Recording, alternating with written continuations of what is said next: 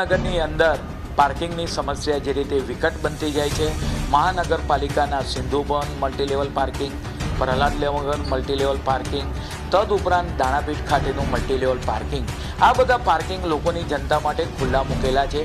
ટૂંક સમયમાં મધ્ય ઝોનની અંદર દાણાપીઠ પાર્કિંગ પણ ખુલ્લું મૂકવામાં આવશે.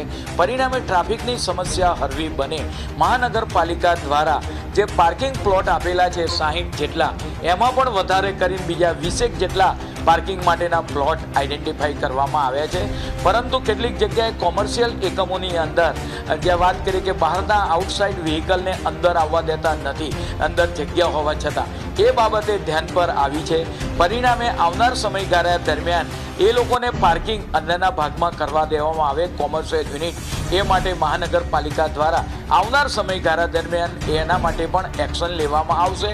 અમારી તમામ માહિતીથી અપડેટ રહેવા માટે જોડાયેલા રહો S9 ન્યૂઝ સાથે.